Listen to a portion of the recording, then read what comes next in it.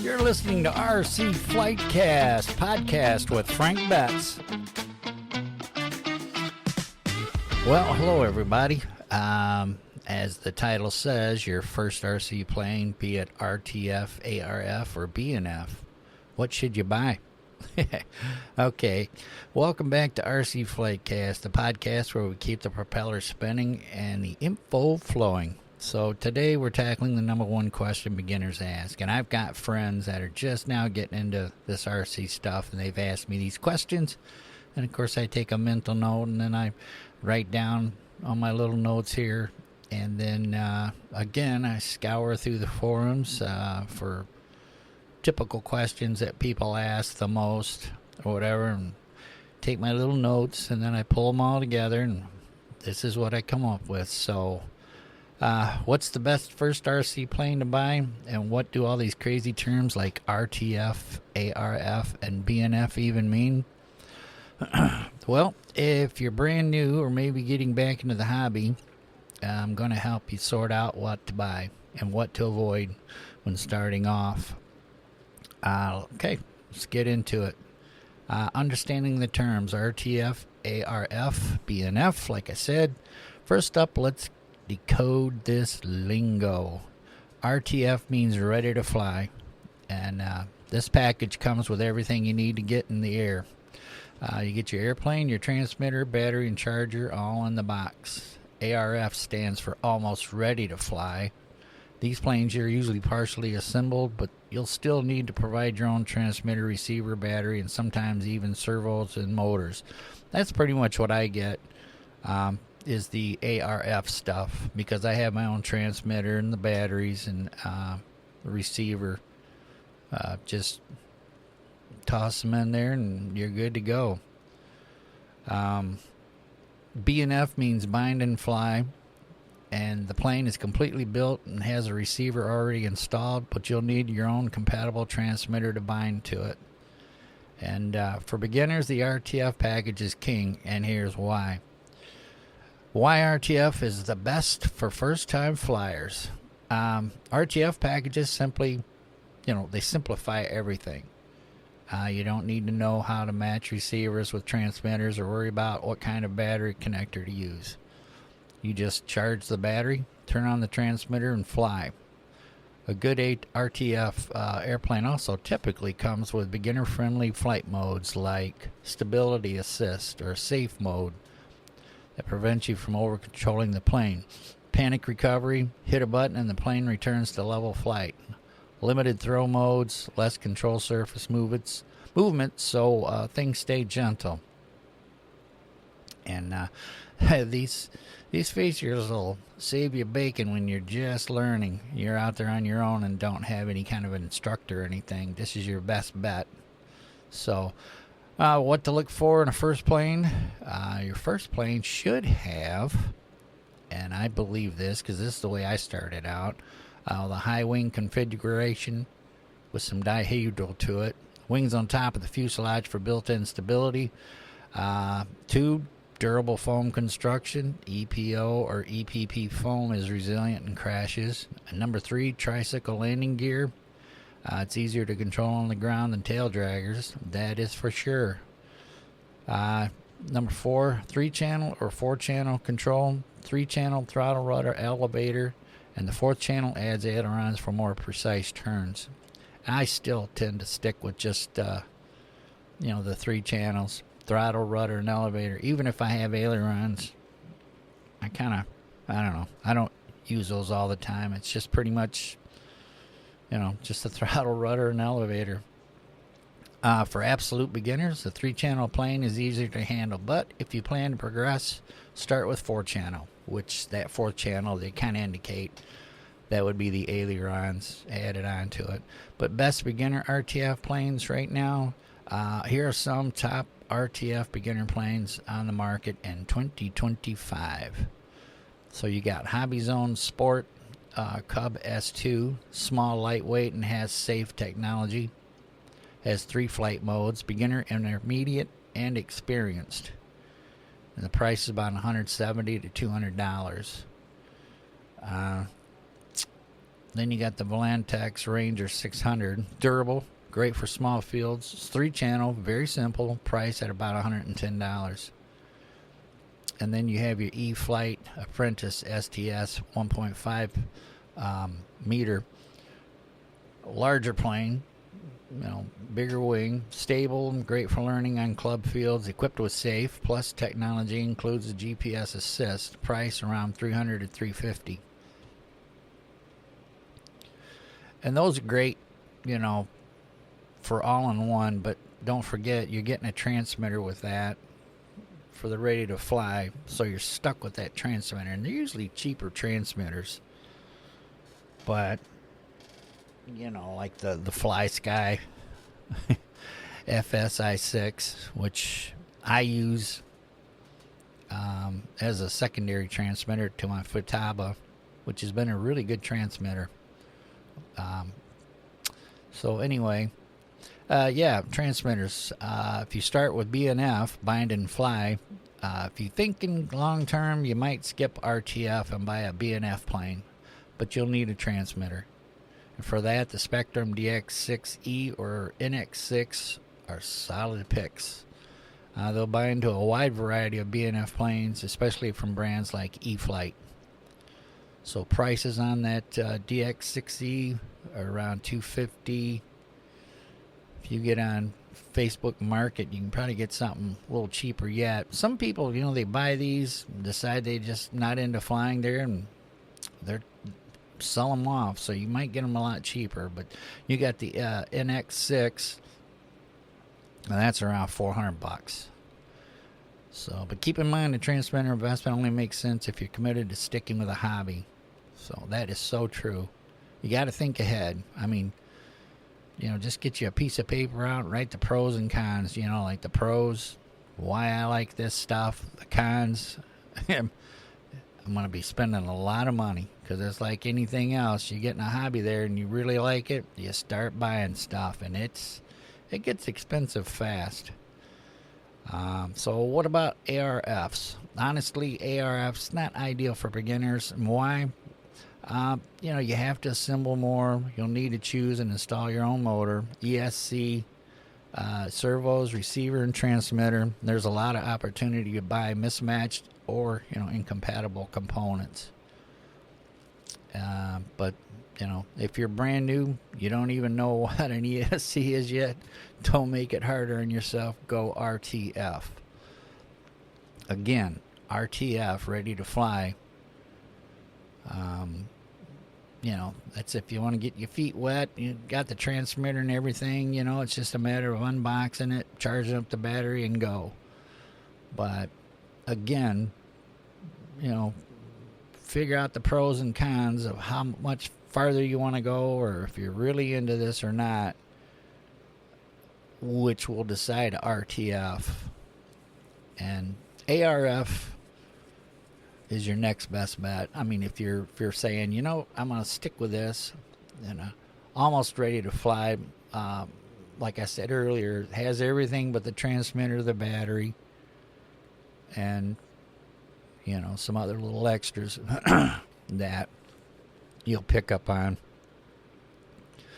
So, I went and bought a couple of planes from FMS. They're almost ready to fly, or you can get them ready to fly, or a plug and play, whatever you want. But I got that FMS 1220 millimeter Ranger. It has the reflex in it, which is like I said a little bit earlier, you can have 3 settings: beginner, intermediate, and you're on your own setting.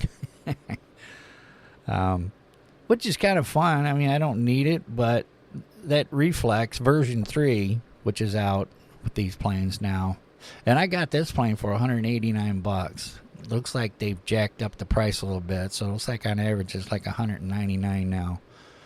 But it's great. It comes in a small box, fuselage is in 2 pieces, and there's small screws that holds everything together. I think within a half hour 40 minutes, you'll be up and flying, no problem. But I got that Ranger.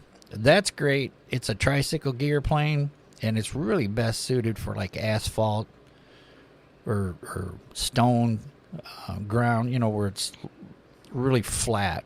You get in the grass, and that thing will catch and nose over every time. I found out the hard way.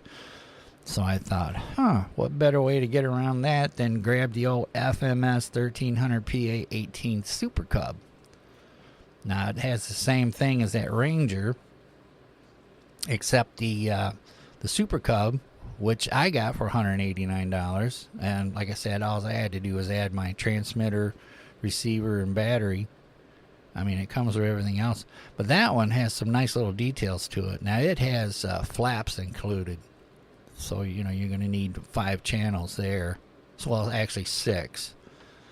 Because you got that reflex system you got to plug into your receiver.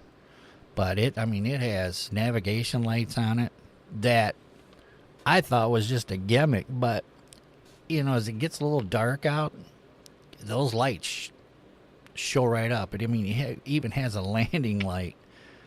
Really cool stuff. And I think if I was to do it over again, I probably would have just gone with the PA-18 Super Cub, because it's got the big fat tires on it, and I have no problems taking off from any kind of grass. It'll go.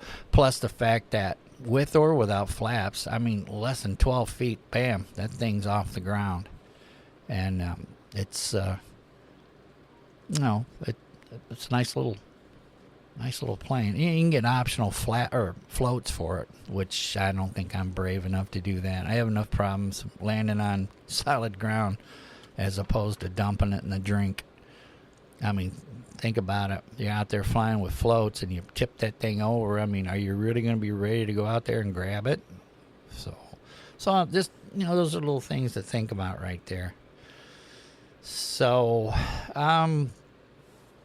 okay. Well, I pretty much finished this, but I got some bonus tips for the beginners. And buy extra batteries. Most RTF kits only include 1 battery, which means about 5 to 8 minutes of flight time. So I would suggest picking up 3 or 4 spares. And you can get a dual charger system. Get the best you can get there, because they have balanced charging in them. And if you get batteries that are kind of weak in different cells there, it'll bring them up individually and pull that battery right back up to where it's supposed to be. But I've got one where I can charge at home through 110 volt, or I can put on these little adapters, plug it onto my car battery, and sit there and rotate those 3 or 4 spares that I've got, and I just keep on flying. Just as all day long. And it doesn't wear my battery down in my pickup truck. So think about that. And then practice on a simulator. Now, when I first started flying back in the 70s, there was no such thing as simulators. You flat out had to have, in my case, I had the president of our flying club who taught me how to fly. And all we did was he just had my transmitter, got my plane ready, got it up in the air, flew it around, got it slowed down for me, and I pretty much just did little maneuvers until I got to the point where I could land it, and then I was on my own after that. But RC flight sims like Real Flight Evolution, which I just picked up, it's still fun to have on nasty days like today where it's cloudy and 70 degrees out, which is kind of cool compared to the last month or so here in Hickory Corners, Michigan. It's either crappy out or windy.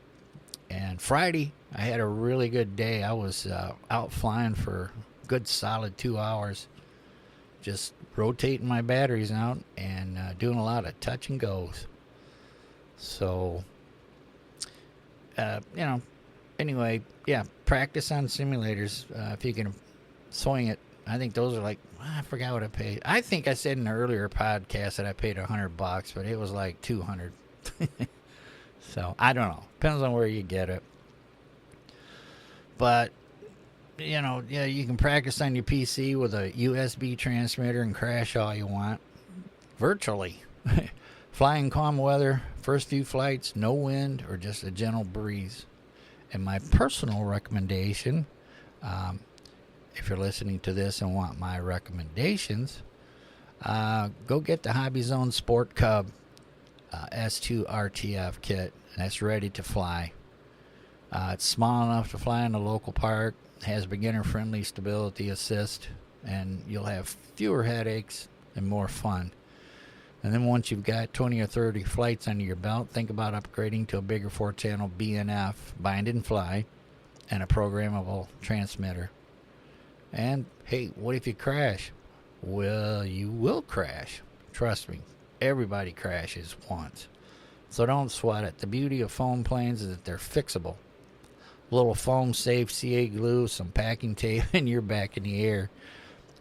Might not be as pretty, but you'll be up flying. And crashing is part of learning. The key is to keep flying. So, all right. So to recap a little bit here, if you're a beginner, buy an RTF plane. Don't start with ARF. If you want long-term gear, invest in a good transmitter and start collecting BNF planes, bind and fly. And practice on a simulator. Practice, practice, practice.